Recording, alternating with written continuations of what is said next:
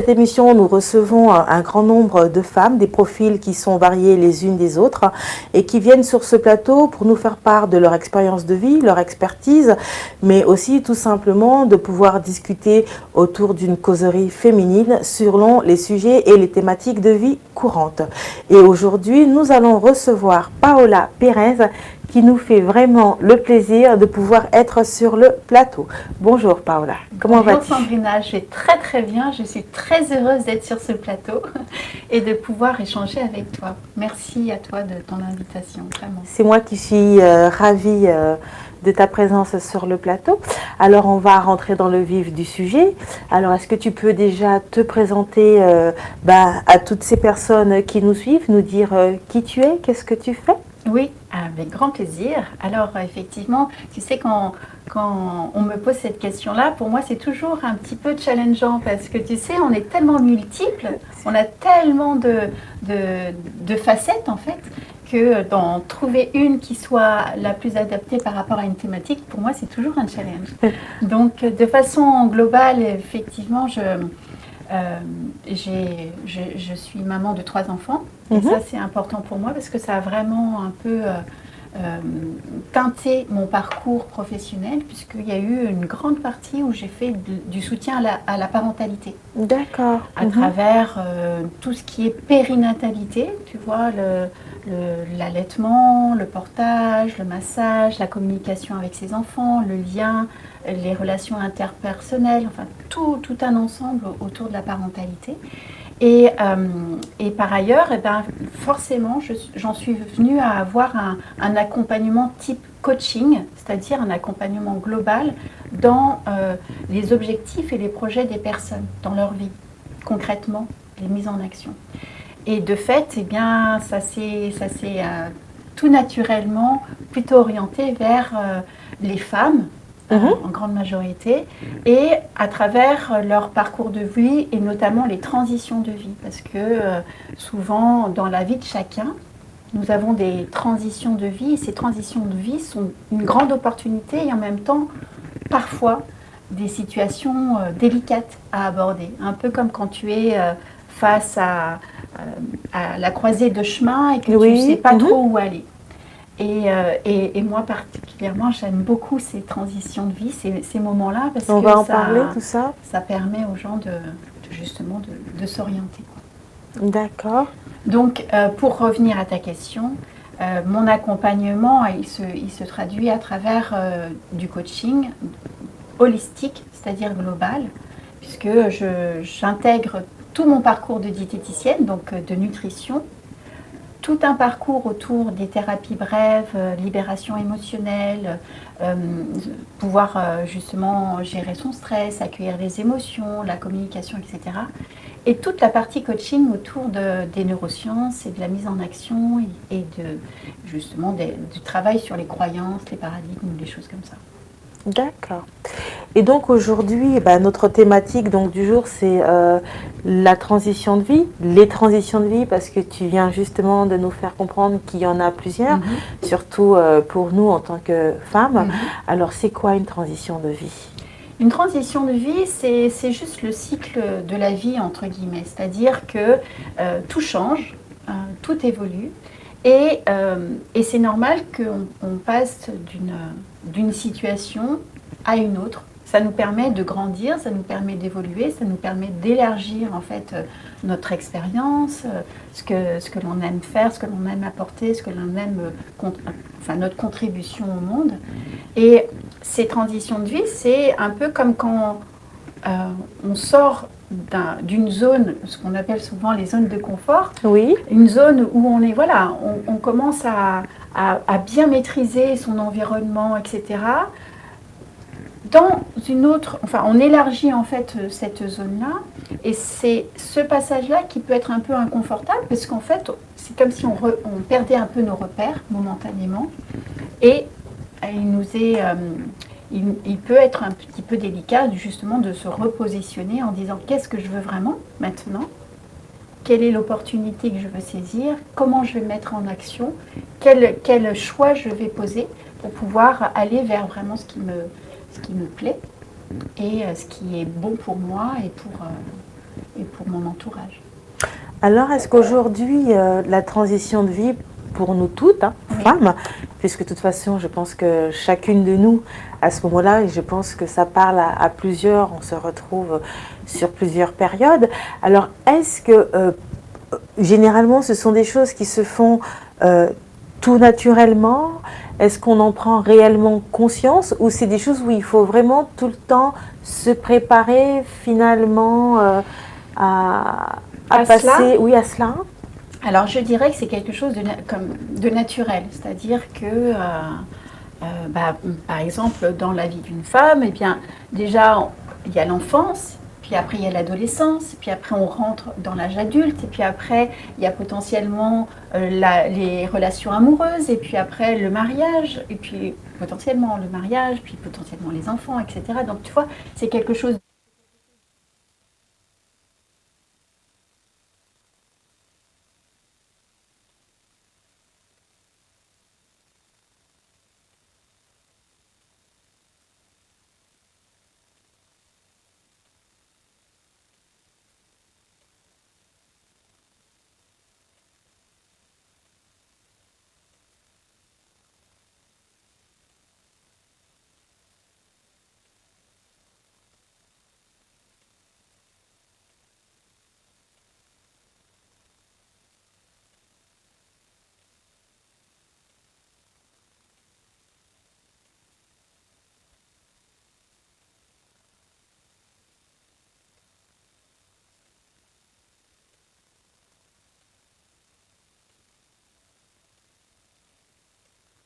Et donc, il y a cette sphère professionnelle, et c'est souvent aussi un moment où les enfants grandissent.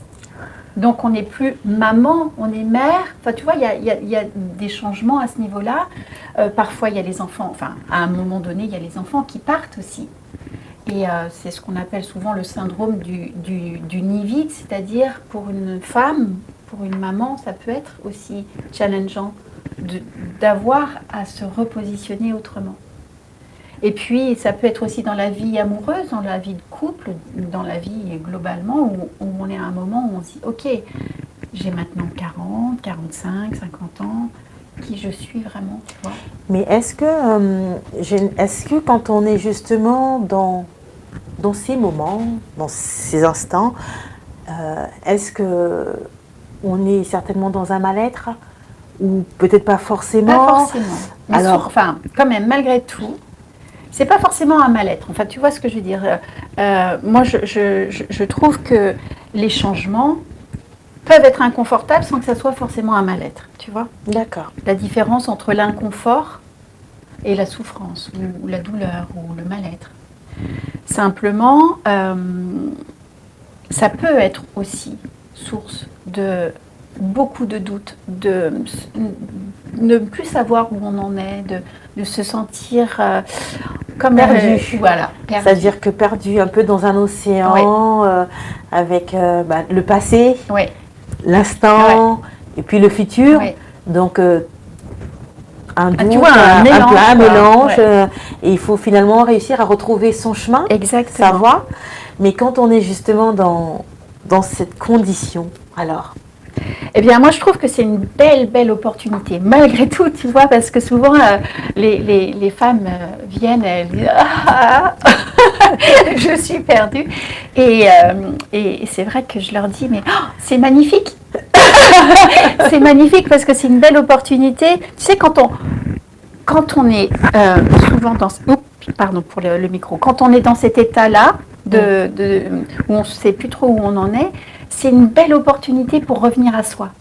Pour revenir, tu vois, pour vraiment prendre le temps de se connecter à qui on est, qu'est-ce qu'on veut. Mais se reconnecter, c'est quoi avec soi-même? C'est quoi ce rendez-vous qu'il faut faire et qu'il faut prendre avec soi? Oh, c'est magnifique ce rendez-vous. Il peut avoir plein de visages ce rendez-vous, tu vois. Et pour certaines personnes, c'est quelque chose de très confortable et qui fait partie du process du quotidien. Tu vois, il y a des personnes qui ont l'habitude de prendre un temps pour elles, pour justement écouter ce qui se passe, tu vois. Donc apprendre à écouter ce qui se passe d'abord en nous. En nous. Et ensuite autour de nous. Et peut-être dans les relations qu'on a finalement avec Je pense que vraiment tout part de nous. C'est-à-dire, souvent, les femmes, quand elles viennent à moi, elles agissent en fonction de l'extérieur. Et moi-même, hein, tu vois, je m'exclus absolument pas de cela. Nous avons tendance à, quand on était enfant, à répondre aux attentes de nos éducateurs, de nos parents, des adultes référents. De vie, ces baromètres qu'on nous impose un peu depuis le temps très jeune âge. Et puis les études, la même chose. Et puis quand on rentre dans la vie professionnelle, la même chose. Tu vois, on peut avoir une tendance à poser les actions en fonction de l'extérieur, des attentes de l'extérieur. Et là, dans cette transition de vie, où justement l'extérieur est en train de bouger, c'est une super opportunité de se dire, ok, maintenant, ça ne sera pas par rapport à l'extérieur, même si j'en prends compte, tu vois, c'est pas se couper, mais par contre, ça va venir de moi. De moi, de ce qui émerge, de ce qui est là, de ce qui est important, de l'essentiel, tu vois. Donc, pour cela, c'est vrai que ça demande, pour certaines personnes, un temps d'adaptation parce qu'on n'a pas forcément cette habitude-là de. Et c'est quoi l'adaptation? En tout cas, dans ce contexte, hein, dans cette condition-là, ces temps d'adaptation que nous devons avoir, comment justement nous devons les aborder? Est-ce qu'il y a des méthodes, des solutions? Est-ce qu'il y a, si on en parlait tout simplement, ou quelques brins, pourquoi pas? Alors, il y en a beaucoup, effectivement, et ça sera à chacun de voir sa sensibilité. Qu'est-ce qui lui plaît plus, en quoi ça peut être utile dans sa vie. Parmi tous les outils qu'il peut y avoir, il peut y avoir la méditation, pas forcément une méditation telle qu'on la conçoit, tu sais, assise en lotus. Ça peut être une méditation pendant qu'on fait les choses. Par exemple, tu vois, on peut très bien faire une tâche totalement quotidienne et banale, entre guillemets, de faire la vaisselle, par exemple. On peut la faire de façon machinale. Et souvent, on la fait de façon machinale.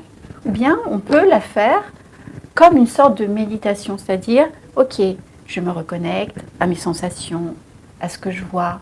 Je prends du temps, j'écoute. Je m'écoute, tu vois, pour être zen. Oui, pour faire baisser le mental et se retrouver à quelque chose de beaucoup plus subtil, qui demande d'être à l'écoute, de faire silence en quelque sorte. Ça peut être ça peut être la prière, parce que je sais que à travers la prière, il y a comme, tu vois, un espace d'ouverture qui se fait. D'apaisement, de sérénité. Et de silence. Oui, de silence. Faire silence en soi, tu vois, pour entendre, pour écouter, pour être sensible à ce qui se passe en nous, à ce que la vie, l'émergence de la vie en nous, tu vois. Ça peut être la prière, ça peut être juste le fait de se poser et de respirer. Juste cela. De se poser régulièrement dans la journée en disant « Ok, comment je me sens? Quelles sont les émotions? Qu'est-ce qu'il y a ?» Enfin, est-ce que je peux avoir des contractions? Parce que souvent, on est tellement dans le faire, dans le penser, dans la pensée, dans l'action, etc., qu'on oublie totalement notre corps et les signaux qui peuvent se passer et les émotions, etc. On les met, de côté. Et le simple fait par exemple, de se poser, de faire des respirations profondes, déjà, rien, tu vois, je ne sais pas si tu le sens, mais même ma voix, elle change. C'est ça, exactement, oui. Quand je suis en train de te parler, tu vois, quelque chose je suis avec une voix un petit peu plus élevée, au perché, je dirais. Et par contre, quand je pose, ma voix est plus posée. Elle est plus grave. Tu vois. Ce sont des exercices qu'on peut faire au quotidien. Au quotidien. Régulièrement avec soi-même. Oui. Ce que je propose aux personnes que j'accompagne qui sont très speed, qui ont du mal, tu vois, et c'est normal parce que quand on n'est pas habitué, c'est pas évident de faire cela. Bah, c'est par exemple d'utiliser le smartphone, de se mettre une petite alarme régulièrement dans la journée, par exemple trois petites alarmes. Et cette alarme-là va juste te dire, Sandrina, respire. Et tu vas pouvoir te poser, faire 3 respirations profondes, juste te poser la question de comment je suis là, juste là. Oui. Et rien que ça, tu vois, le fait de le faire petit à petit, bien, ça te donne des éléments pour mieux te connaître et puis pour rentrer dans une forme de compréhension plus fine. D'accord. Et donc, pour revenir donc à notre sujet sur la transition de vie, alors est-ce qu'aujourd'hui, on peut se dire que, comme on l'a dit, c'est que ça vient tout naturellement, de toute façon, on ne peut pas y échapper, mais est-ce que il y a quand même des signaux précurseurs? Est-ce que, par exemple, quand on est dans son univers en tant que maman, devenir mère, épouse, comme on a dit, potentiel sur potentialité qui se fait, est-ce que il y a des connexions, des signaux comme ça? Parce que parfois, il y a des moments, on peut, comme on a dit, on n'écoute pas, et, alors que les signaux sont là, et sont bel et bien là, et soit on est dans un déni ou dans une peur, tout simplement. Alors aujourd'hui, pour ces femmes qui nous suivent et qui, justement, qui sont en train peut-être de passer par ces moments de transition, que dire à ces femmes-là, afin qu'elles puissent peut-être voir et se dire, parce qu'on se pose tous des questions, parfois on a des moments où on a l'impression que ça ne va pas, par exemple on est au travail et on constate que pendant 3 mois, 6 mois, ça ne va pas au travail et donc du coup ça se fait ressentir soit dans son travail, avec les collègues. C'est des exemples que je donne tout bêtement, ce n'est pas forcément le cas pour moi, mais c'est pour un peu énumérer. Après, ça peut se faire de façon différente les unes des autres. Alors, quand on se retrouve justement dans ces passages, quand on est vraiment dans ces situations-là, alors, on dit généralement, on aime souvent attendre la dernière minute pour prendre conscience ou attendre la fatalité. Et malheureusement, grand nombre, mais c'est signes précurseurs. Écoute, tu en as déjà parlé, c'est-à-dire, il y en a certains que tu as énumérés, le fait de se dire, enfin tu vois, quand tu as plus tellement d'élan, d'envie, quand, je sais pas, le dimanche soir, tu te dis que le lundi matin arrive et que, encore une semaine, quand tu sens que avec ta famille, avec tes proches, la joie, elle n'est plus tellement là, tu vois. Le fait que la joie, c'est quand même l'indicateur que tu es vers quelque chose qui, tu vois, qui stimule, qui te donne la passion, qui te donne l'envie d'aller au-delà des choses, quoi. Et quand la joie n'est plus là, pendant une période, c'est là où on peut se dire, ok, qu'est-ce que je peux faire? Ou qu'est-ce qui se passe? Oui. Qu'est-ce qui est là présentement? Déjà d'une part que je puisse l'accepter, parce que tu parlais de déni, etc. Mais simplement le fait de faire le constat, ok, la situation elle est telle qu'elle est. Je ne vais pas la modifier tout de suite, mais je prends conscience de ce que c'est. Puis après de se dire, ok, maintenant qu'est-ce que je peux faire pour remettre de la joie, en fait. Tu vois. Pour certaines personnes. Ces premiers signaux-là, on ne les regarde pas, on les remarque pas, puis après tu vas avoir un peu mal au dos, par exemple. Ou tu vas moins bien dormir, ou tu vas être irritable, tu vas plus te reconnaître, parce que tu vas être ronchon, tu vois, c'est plus qu'il y a un manque, et il faut trouver le nom, ou il faut trouver le nom au mot qu'il y a. Quand je parle du mot, je parle du mot M-A-U-X, c'est non le mot M-O-T. Il faut réussir à trouver justement... Oui, il faut juste se dire, ok, là je vois que les signes montrent que c'est plus joyeux. Donc c'est un signe qu'il y a quelque chose à modifier. Parfois ça peut être juste un tout petit truc. C'est pas forcément, on va pas forcément tout révolutionner dans sa vie. Mais est-ce que quand on est dans ces moments, dans ces sensations, Oui. dans ces émotions, Oui. est-ce qu'il faut forcément être changement, dans un changement, ou tout simplement, parfois, ça peut être aussi, tu sais, un moment où on n'a peut-être pas forcément besoin du changement, c'est peut-être pas le changement, mais c'est tout simplement que, ben, là, on est un peu fatigué, on a peut-être besoin de se reposer tout simplement. Parce qu'il y a vraiment l'extrême où il faut vraiment changer, réorienter, revoir, se repositionner, et où on n'a pas forcément besoin de changer, mais peut-être d'alléger les choses, peut-être de relativiser les choses. Oui, tu as tout à fait raison, et pour moi, c'est un changement. Ça aussi, c'est un Oui, changement. parce qu'en fait, ça veut dire que tu vas changer quelque chose dans ta vie. Si tu es crevé, tu D'accord. vas changer quelque chose dans ta vie. C'est pas forcément, tu vois ce que je veux dire. Ce dont tu parles, le fait justement de, par exemple, se poser et de se dire, ok, qu'est-ce que je peux libérer, qu'est-ce que je peux déléguer, qu'est-ce que je peux pour pouvoir retrouver de l'énergie. C'est un changement. Donc la transition aujourd'hui, quelque part, concrètement, on peut parler vraiment que c'est vraiment une transformation. C'est vraiment un passage d'un état à un état. Oui, et de toute façon, la vie, c'est ça. Hein. Par exemple, quand tu fais du vélo, ou quand tu marches, tu as un déséquilibre, équilibre, déséquilibre, équilibre, tous tes changements, tu vois. Par moments, les changements, ils sont un peu plus huge que d'autres. Ouais. Et le fait même de se dire, ok, là, je suis crevée, qu'est-ce que je peux faire? Qu'est-ce que je peux faire dans ma vie pour pouvoir reprendre de l'énergie, pour pouvoir être de nouveau bien avec moi-même, bien avec les autres. Qu'est-ce que je peux faire dans ma vie pour qu'au niveau du travail, il y ait de nouveau un sens?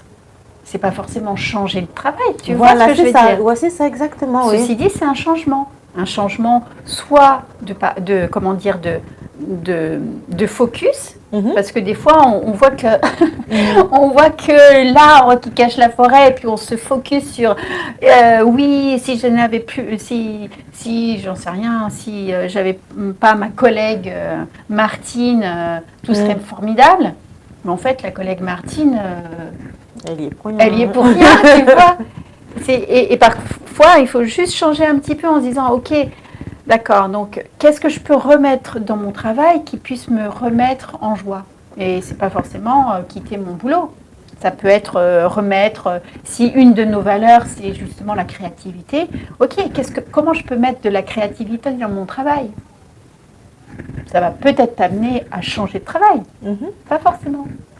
Et est-ce que les transitions, c'est aussi c'est des prises de conscience, c'est de reprendre en possession sa vie, se réapproprier, c'est-à-dire redevenir acteur et non se laisser subir quelque part par rapport à toutes ces tensions, tout ce qu'on a pu vivre. Mais c'est aussi, comme vous le disiez tout à l'heure depuis le début, ces étapes qui sont aussi tout à fait naturelles. Parce que parfois, quand on parle de transition de vie, tout de suite, les gens voient toujours un peu l'aspect négatif, dans le sens qu'on pense que oui, la transition de vie, c'est tout de suite l'orientation, il faut changer, il faut faire ceci. Alors que dans le processus de vie, donc, comme on le disait depuis tout à l'heure, depuis qu'on est enfant, il y a des choses qui se font tout naturellement et on doit passer par là. On était enfant, on devient jeune fille, adolescente, femme et ainsi de suite. Et donc à chaque palier, on se retrouve confronté à ce processus naturel. Donc en fait aujourd'hui, si on peut parler, donc on peut l'aborder sur plusieurs angles finalement. Tout à fait. Et donc c'est à nous après de pouvoir identifier quel est l'angle qu'il faut changer, puisqu'on parle de changement, pour pouvoir tout simplement mieux aborder peut-être et passer à un passage finalement qui nous correspond ou qui nous permet tout simplement de se revoir avec soi-même. Oui, c'est à chaque fois une belle opportunité, tu vois. Tu le soulignes, c'est une belle opportunité. Et je me permets juste de rajouter que, tu vois, on parlait du processus naturel, enfance, adolescence, devenir mère, enfin, devenir adulte, se marier, se mettre en couple, devenir maman ou pas. C'est naturel, ceci dit, il peut y avoir, des difficultés, tu vois. Moi, je connais beaucoup d'adolescents pour qui le passage à l'adolescence est un changement très, tu vois, Violent. challengeant. Je connais des femmes qui, à leur premier enfant, pouah, c'est le tsunami, tu vois. Naturel ne veut pas forcément dire tout doux, tout simple, etc.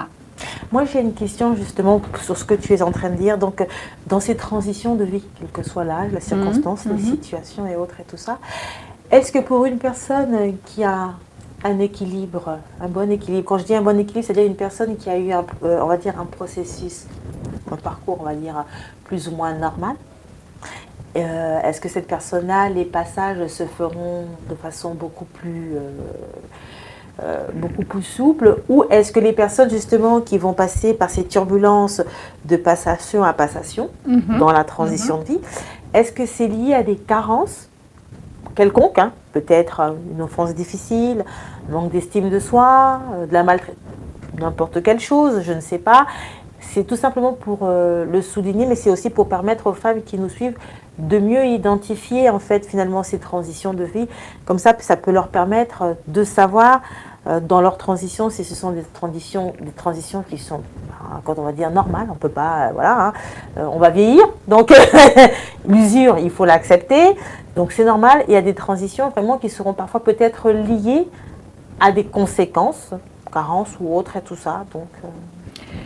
Genre, par rapport à cela, tu vois, ma réponse va être un peu nuancée, c'est-à-dire que nous sommes tous différentes, nous sommes toutes différentes, et pour certaines personnes, une situation va être vécue d'une certaine façon en fonction effectivement de ce dont tu parles, c'est-à-dire notre passé, comment on s'est construite, nos filtres par rapport à la vie, etc., nos croyances, nos freins, etc. Donc en fait, c'est tellement personnel que j'ai envie de dire, comment dire, l'indicateur premier, c'est vous. Est-ce que vous êtes confortable, même si c'est un peu challengeant, dans cette transition ou pas? Et peu importe le pourquoi de la souffrance, ça sera dans un deuxième temps, tu vois. Le simple indicateur de se poser la question, est-ce que vraiment là, je me sens perdre, tu vois, perdre confiance ou perdre pied, tout simplement. C'est pas la peine d'attendre, tu vois. Non. Parce que parfois, l'accompagnement sur quelque chose qui on sent que ça va pas, etc. C'est pas la peine d'attendre parce que parfois il suffit juste, tu vois, d'un accompagnement juste tu vois, de dépoussiérer, d'enlever, de se délester de certaines choses pour que ça roule, quoi. Et que quand on attend, parfois notre propre énergie est tellement basse qu'il faut... Enfin, tu vois, ça va demander beaucoup plus d'efforts pour pouvoir remettre de l'énergie, remettre en mouvement, tu vois, renforcer les... Et est-ce que dans ton accompagnement, tu as rencontré des femmes ou des personnes qui ont justement pas eu du mal, hein, mais qui ont été dans le déni, c'est-à-dire des personnes auxquelles tu as été confrontée, où ça a été difficile, qu'ils acceptent justement ces transitions ou ces changements. Et à ce moment-là, ce genre de personnes sont confrontées à quoi? Alors, c'est pour aussi... si je comprends ta question, c'est est-ce qu'il y a des personnes qui sont venues vers moi qui refusent de voir la réalité. Voilà, la réalité. Voilà. C'est-à-dire, ils sont dans les... On a beau leur dire que c'est, par exemple, c'est naturel, ou on a beau leur dire que là, ça va pas, peu importe. Voilà. C'est-à-dire que là, il faut penser à faire quelque chose. Il faut bouger dans l'action, dans le changement, dans la transformation. Mais quand on a en face de nous une personne qui est dans le déni, c'est-à-dire la personne n'accepte pas ou ne veut pas, ou la personne ne croit même pas qu'en fait, là, c'est le moment de changer, tout simplement. Alors, ces personnes-là, généralement, ils sont confrontés à quoi? C'est-à-dire dans leur comportement, dans leur manière d'être, dans leur vie. C'est tout simplement à titre préventif, hein, c'est pour permettre justement à ces personnes qui nous écoutent, peut-être qu'à travers ce que nous sommes en train de dire, ça peut leur permettre d'avoir le déclic, parce qu'il y a des gens qui peuvent être dans un déni, mais en nous écoutant, ils peuvent se retrouver. Et donc peut-être leur dire, généralement, il y a telle chose, je sais pas, j'ai pas envie d'influencer, mais te laisser nous donner ton expertise. Alors c'est vrai que, tu vois, les personnes, quand elles sont pas prêtes à voir, elles viennent pas me voir. C'est-à-dire que, tu vois, il y a quand même une démarche, dans le sens où je vais pas chercher les personnes, elles viennent à moi. Donc, d'accord. Déjà, il y a une forme de, ok, il y a quelque chose qui va pas, je veux changer. Tu vois ce que je veux dire? Mais on peut avoir des personnes qui ont la démarche, c'est-à-dire elle vient te voir, je parle en général, hein. Ouais. Elle vient te voir, elle te dit ça va pas dans ma vie, tu poses le diagnostic, mais la personne te dit non, c'est pas ça, ou la personne refuse parce que je sais pas, elle a peur, ou peu importe, voilà. Ouais. Alors, ce genre de personnes, on va peut-être pas aller parler à celles qui ne viennent pas, parce que celles qui viennent pas, c'est un peu, voilà, mais c'est plutôt celles qui font vraiment, au moins déjà le premier pas, mais une fois qu'elles sont dans le pas, elles n'ont plus la possibilité d'avancer. Donc, elles restent figées. Alors, il y a plusieurs choses. Moi, dans ces situations dont tu parles, il y a vraiment un temps qui peut être plus ou moins long où je remets les responsabilités à la personne, dans le sens où je lui dis, écoutez, si vous faites exactement la même chose, vous allez avoir exactement les mêmes résultats. Enfin, tu vois, cette prise de conscience que, ok, si je fais la même chose, si je plante des pommes de terre, je ne peux pas m'attendre à avoir des carottes, quoi. C'est pas possible. Donc à un moment donné, il faut aller au taquet. Juste leur remettre cela, tu vois. Parce qu'après, c'est le choix de chacun. Enfin, tu vois, peut-être que c'est pas le bon moment pour cette personne-là, tu vois. Peut-être qu'il faut qu'elle touche encore plus le fond pour pouvoir, le déclic, il va se me faire. Donc c'est parfait. On pourra continuer, mais juste cette partie-là, c'est intéressant. C'est qu'à un moment donné, donc dans cette fameuse transition, parfois on n'est pas prêt. C'est-à-dire qu'à un moment donné, on a fait le diagnostic, on prend conscience qu'il y a un problème, on sait qu'on doit être dans le changement, mais on n'est pas prêt. C'est-à-dire que... Alors, ça peut être effectivement ce que je perçois aussi, c'est que parfois, moi, vu de l'extérieur, on a une vision qui est beaucoup plus, peut-être beaucoup plus claire que la personne qui est la tête dans le guidon, tu vois. Et par exemple, je peux voir cette étape-là et que la personne, elle n'est capable que de faire un tout premier petit pas. Tu vois ce que je veux dire? Et donc, dans mon accompagnement, le coaching, c'est vraiment redonner la main à la personne pour qu'elle pose les actions qui sont en cohérence avec elle-même. C'est-à-dire que mon accompagnement va se faire sur ce premier tout petit pas qui va ensuite enclencher d'autres choses, tu vois. Donc parfois, quand la personne, elle me dit oui mais non, en fait, voilà. c'est le oui mais non. Oui, le oui mais non. Okay. Oui. Je lui dis ok, alors qu'êtes-vous prête à faire maintenant?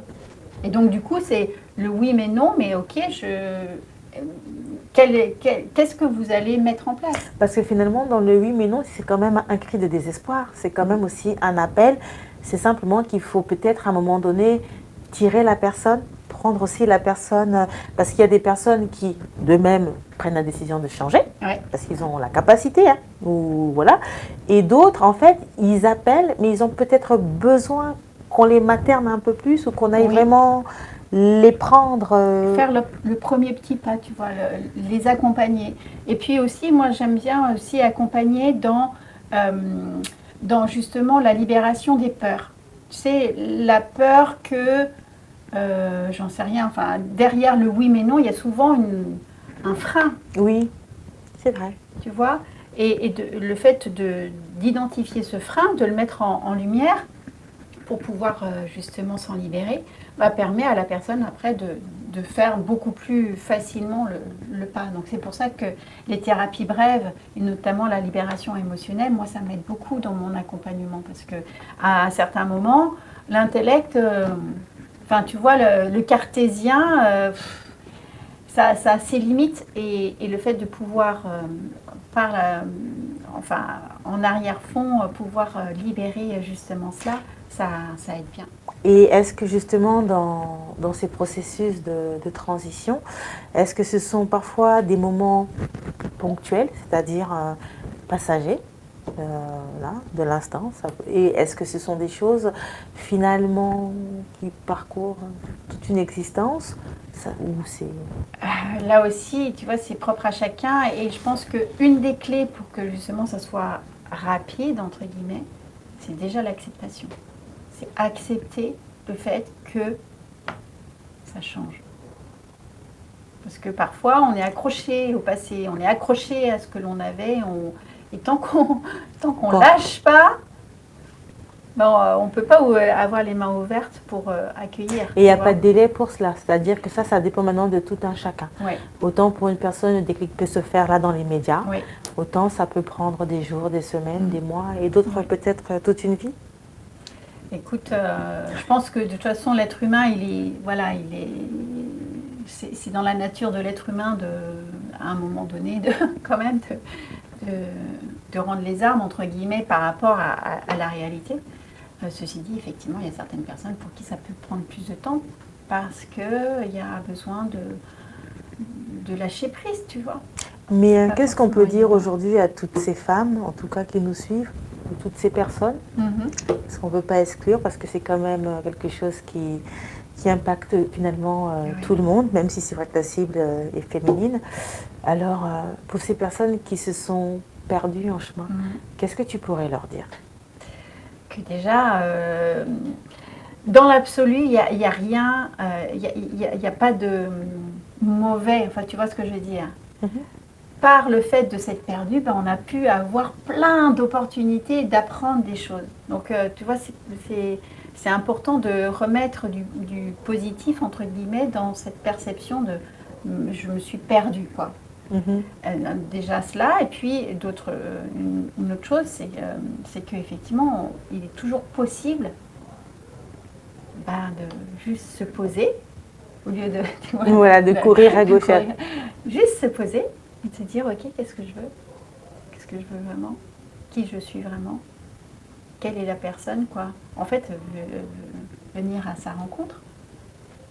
Ça, c'est très important, ça, de pouvoir prendre conscience de cela et d'encourager justement toutes ces personnes qui, justement, à un moment donné de la vie, selon les problématiques qui se sont présentées à chacune d'elles ou à chacune de nous, de pouvoir tout simplement retrouver son positionnement.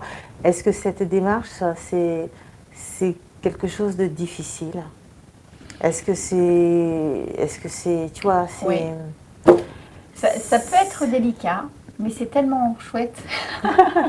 Tu vois, j'ai envie de dire que le chemin, enfin, que le voyage vaut la peine d'être parcouru. Même si parfois, tu vois, tu as l'impression d'avoir un peu un caillou dans la chaussure, ok, on s'arrête, on enlève le caillou, tu vois, et on continue. Parfois, il y a des intempéries, ok, on se couvre. Enfin, tu vois ce que je veux dire? C'est pas un long fleuve tranquille. Non, la vie n'est pas un on peut pas. Entre ce qu'on veut et ce qu'il y a et ce qui peut être fait, il faut apprendre à s'adapter aussi, tout simplement, selon les conditions qui se présentent à nous. Mais toujours pour revenir donc dans ces différentes transitions. Donc aujourd'hui, on a évoqué un peu généralement, mais donc aujourd'hui ces transitions, on peut les retrouver dans tous les domaines. On peut les retrouver autant dans notre vie, dans notre sphère privée, c'est-à-dire de la vie courante. On peut le retrouver aussi au travail, comme on l'a évoqué donc tout à l'heure. Mais on peut aussi le trouver à différents niveaux. Et est-ce que par rapport à chacune d'elles, il y a quelque chose que tu aimerais nous dire, nous faire partager de façon spécifique en fonction des domaines de vie, c'est cela? Voilà, c'est cela. Non, j'aurais juste tendance à dire que c'est un process, quoi. Enfin, tu vois, quelle que soit la thématique et quel que soit le domaine de vie, c'est une forme de process. Et une fois qu'on a intégré le process et qu'on qu'on a appris à se connaître et savoir justement, ah, là je sens que voilà, c'est cette part de moi qui vient me donner une information. Ok, qu'est-ce qu'elle veut me dire? Tu vois, c'est un process, c'est accueillir, déjà accepter ce qui est, accueillir, écouter et se réorienter et avancer. Tu vois, c'est un process. D'accord. Et aujourd'hui, là, tout à l'heure, on a parlé des transitions différentes des unes, des autres. Moi, j'essaie toujours un peu de tintiller un peu l'abnégation pour toujours essayer de ramener dans le positif, parce que quand quelque chose est déjà positif, la solution, elle y est déjà. Et là, j'aimerais peut-être, on en a parlé, mais peut-être encore donner beaucoup plus l'accent sur ces personnes qui passent par des transitions qui seront maintenant liées, on va dire, entre guillemets, j'aime pas trop dire pas de chance, j'aime pas trop utiliser ce mot où parfois les gens ils vont te dire non, bah, ce sont des coïncidences où vraiment la nature ne lui fait pas de cadeau. Alors quand on est face ou quand on est dans le tourbillon de cette spirale-là, alors, comme tu l'as dit tout à l'heure, pour ces personnes-là spécifiquement, parce que voilà, processus normal et ainsi de suite, mais pour ces personnes qui ont perdu peut-être des êtres chers et qui le veuillent ou non, il faut qu'ils apprennent et qu'ils doivent accepter la fatalité et puis réapprendre à vivre sans. Et là, c'est que quand tu es face à ces personnes-là, qu'est-ce que tu peux leur dire? Ça peut être une personne qui est devenue handicapée, qui ne l'était pas, mais qui est devenue handicapée. Vraiment, ce domaine-là. Peu importe après Alors, effectivement, par rapport à cela, par exemple, si je reprends le deuil, parce que c'est ce que tu as partagé, par rapport au deuil, l'accompagnement, il est de reconnaître le processus du deuil. Tu sais, le deuil, ça passe par différentes étapes. Une personne ne peut pas être à la dernière étape tant qu'elle n'est pas passée par les autres. Parce qu'il y aura un moment ou un autre où il faudra qu'elle passe par ces étapes-là, tu vois. Oui. Et donc, le simple fait déjà de reconnaître la souffrance, parce que parfois on dit non, mais tu sais, ça va aller, allez, condoléances, et puis après, allez, vas-y, voilà. Remonte sur le cheval tout de suite, tu sais. Ouais. Ouais, non, parce qu'en fait le processus, c'est pas ça. Non, tu vois, tu peux pas sauter comme ça. Tu peux pas. Ouais. Donc c'est déjà de dire à la personne, c'est normal, vivez à fond chaque étape pour pouvoir passer à la suivante, tu vois. Plus tu es dans l'accueil, l'acceptation et vivre pleinement, et plus effectivement tu vas pouvoir passer à l'étape suivante. Donc déjà cela, tu vois, et rien que ça permet de poser les choses, quoi. De dire ok, c'est normal, je suis effondrée, c'est normal. Et de savoir qu'il va y avoir la colère, il va y avoir le déni, il va y avoir la tristesse. Puis tu sais, petit à petit, après, il va y avoir tout ce mélange de tout ce processus pour arriver à l'acceptation et puis après passer. Il y aura toujours une blessure, enfin il y aura toujours le souvenir, tu sais, il y aura toujours quelque chose. Mais en même temps, on va se détacher. Voilà, et puis on va s'ouvrir à tout ce qui est là, et qui a toujours été là, qui est encore là, qui sera toujours là. Mais on va apprendre à le regarder sous un autre angle que celui qu'on pouvait regarder pendant la phase de deuil. Ouais. D'accord. Okay. Et pour une personne qui est justement impactée par un accident, par quelque chose comme ça, là aussi, c'est reconnaître la situation, tu vois. C'est accompagner la personne dans sa souffrance pour potentiellement aussi se libérer des émotions très très fortes liées au trauma. Enfin, parce que oui, c'est ça. Et ça, les techniques de thérapie brève, elles sont là pour ça, tu vois, pour pouvoir sortir de ce post-trauma qui impacte très fortement, pour justement faire le même processus, tu vois, le processus d'acceptation, ok, pour après s'ouvrir à qu'est-ce que je fais, D'accord. Alors moi j'aurais une dernière question concernant la transition de vie. Et là je vais essayer de repartir sur l'aspect général. Oui. Là on va essayer de retrouver toutes les conditions de Ouais. transition de vie. C'est sur le domaine de l'assistanat. C'est important parce que quand on est justement dans ces différentes transitions, peu Oui. importe le haut, le bas, la partie spécifique et tout ça, généralement on fait une démarche de vouloir être accompagné, d'être aidé, peut-être pas.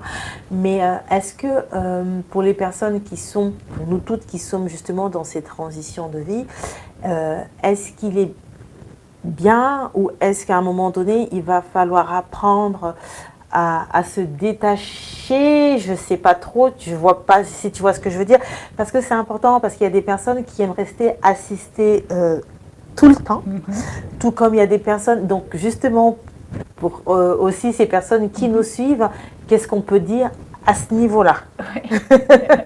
J'espère que je me suis fait comprendre. Oui, je comprends très bien. Ce que je dis aux personnes quand je les accompagne, c'est que moi, je les accompagne dans un processus et mon positionnement à moi, c'est de permettre à la personne d'être autonome. Tu vois, c'est mon objectif. Donc, d'emblée, je dis à la personne qu'il y aura un moment, c'est un peu comme quand on apprend le vélo. Au départ, tu as les petits trous. Oui. Et puis, à un moment, tu n'as plus trop les petits trous. Mais tu les as encore. Tu sais, quand elles commencent à se lever un petit peu, elles ne touchent plus, mais elles sont encore là. Et bien, cette phase-là d'adaptation, elle est importante. Tu vois, moi, je trouve que c'est important. Il y a le cycle de l'accompagnement en tant que tel, et puis il y a le cycle de faire, tu sais, de façon souple, pour ne pas casser d'un coup, et d'accompagner à l'autonomie. Pour que la personne, elle puisse intégrer le processus, parce que ce processus, il va être... Enfin, tu vois, on en parle, les transitions de vie, il y en a tout le temps. Il y en a tout le temps, effectivement. Oui. Et quand tu connais le processus, ben, c'est quand même plus simple d'aborder le changement quand tu sais comment ça va se passer. Et l'idée, pour moi, c'est la personne intègre le processus, intègre les outils, ou en tout cas les pistes que j'ai proposées pour aller vers justement leur objectif, pour qu'après, elle puisse le faire de façon autonome. Et qu'elle puisse s'apercevoir qu'en fait, tu vois, moi, je ne suis plus là, quoi. Je peux être là de temps en temps, de façon ponctuelle, quand de nouveau, il y a quelque chose un petit peu, tu vois, ou un objectif particulier, mais la personne, elle le fait. D'accord. Alors aujourd'hui, on était donc sur le plateau Victoire Live dans une émission Une génération de femmes 100% féminin. Donc on a reçu Paola Pérez qui est venue nous faire part de son expertise, de nous donner des pistes autour de cette thématique. Là, nous arrivions donc à la fin de cette émission. Mais avant toute chose, nous allons quand même faire une petite conclusion pour les personnes qui prennent peut-être l'émission en cours ou tout simplement peut-être les grands axes ou les points. Alors en quelques lignes, en quelques mots, qu'est-ce que tu peux nous dire sur la transition de vie? Oui, alors la transition de vie, c'est quelque chose effectivement de naturel dans le sens où on en traverse tout le temps, ça fait partie de la vie. Et que effectivement c'est un processus qui se renouvelle.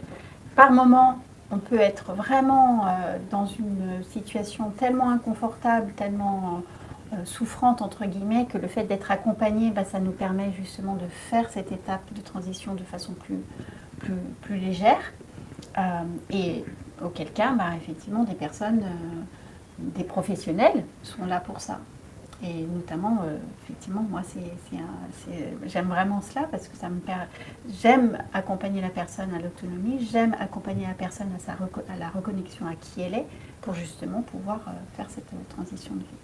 Alors l'appel est lancé pour toutes celles qui nous suivent et peut-être vous vous êtes reconnus à travers cette émission. Si vous avez aussi des problèmes de transition et que vous avez peut-être des moments de doute, vous avez peut-être besoin d'un accompagnement, alors vous pouvez retrouver Paola. Paola, est-ce que tu peux nous dire où on peut te retrouver? Bien sûr, alors j'ai un site paolaperez.fr Je suis aussi sur les réseaux sociaux et notamment sur Instagram, paolaperez.fr.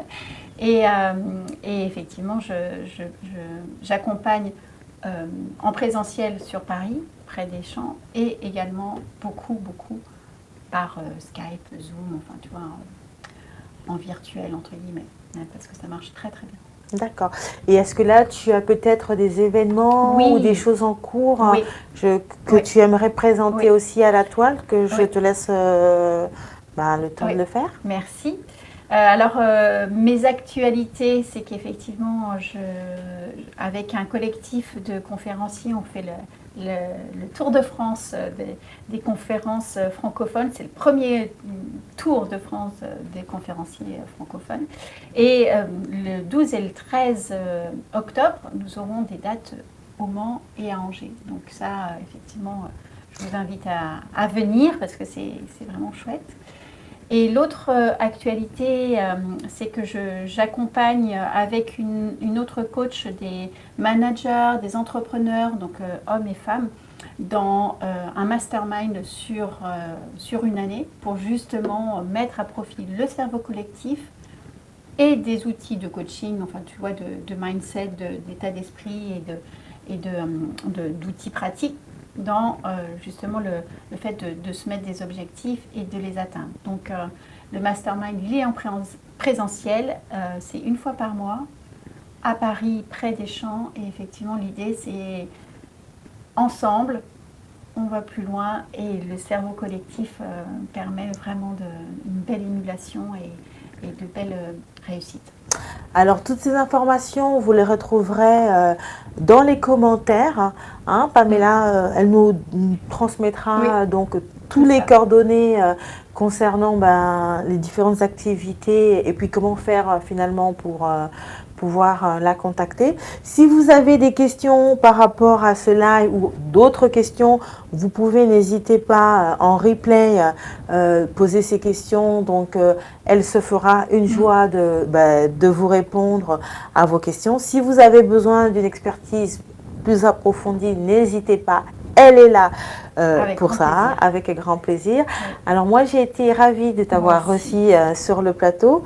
Un petit coucou au Women Connecting. Donc pour celles qui nous suivront, on est aussi ensemble en parallèle dans une autre association où ensemble, on s'est rencontrés, auquel nous prenons l'entrepreneuriat. Et donc, du coup, aujourd'hui, elle a été là. Donc, comme quoi, le réseautage, c'est très important. Donc, justement, pour parler en termes de réseautage, il faut savoir que le 28 septembre, sur la plateforme Femmes Générationnelles, donc j'ai plutôt envie de dire le réseau, puisque là, ça sera plus du virtuel, ça sera quelque chose de concret. Nous faisons donc le tout premier networking de Femmes Générationnelles.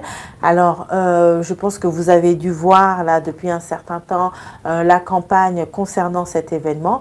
Venez nombreux, la participation est tout simplement de 20 €. Ça vous permettra tout simplement de pouvoir agrandir votre carnet d'adresses, de pouvoir rencontrer d'autres personnes. Il faut savoir qu'aujourd'hui, quand les gens me voient et les gens se posent la question, je suis tout simplement le fruit du réseautage. Si je me suis rencontrée un jour avec Paola, c'est parce qu'un jour, quelque part, en réseautage, on a pu se rencontrer et aujourd'hui, une belle rencontre et on s'est retrouvés là.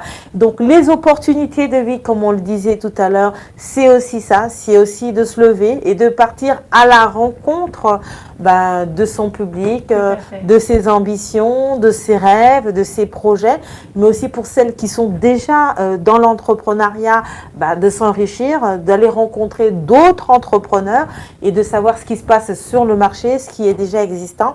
Alors, soyez nombreux à ce networking le 28. Alors, on n'a pas encore communiqué le lieu, cela va arriver dans très peu de temps, mais inscrivez-vous, la billetterie est déjà ouverte, la participation est que de 20 €. Alors il faut savoir qu'il y a une seconde activité en cours, donc le 1er novembre, le bootcamp de l'entrepreneuse.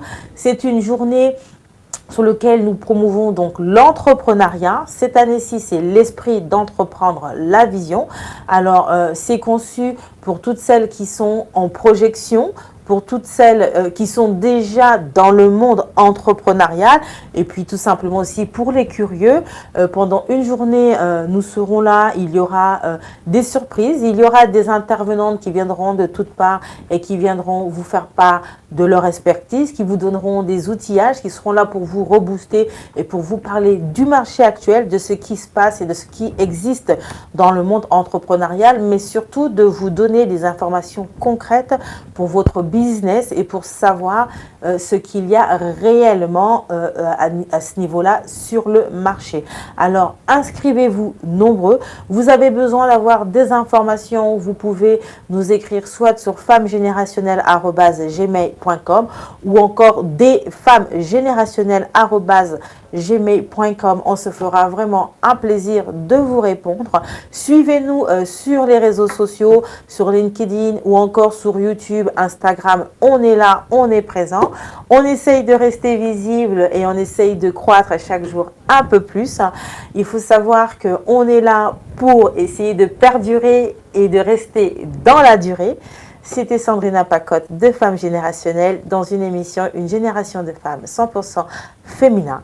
J'en profite pour remercier la régie, David qui se trouve derrière et qui nous aide à faire en sorte que cette émission aille de l'avant. Je suis contente de ce qui se passe parce qu'à chaque fois je rencontre des profils, des panélistes qui viennent en tout cas des horizons différents. J'espère que vous qui nous suivez derrière la caméra, vous aussi vous arriviez à trouver votre compte. N'hésitez pas.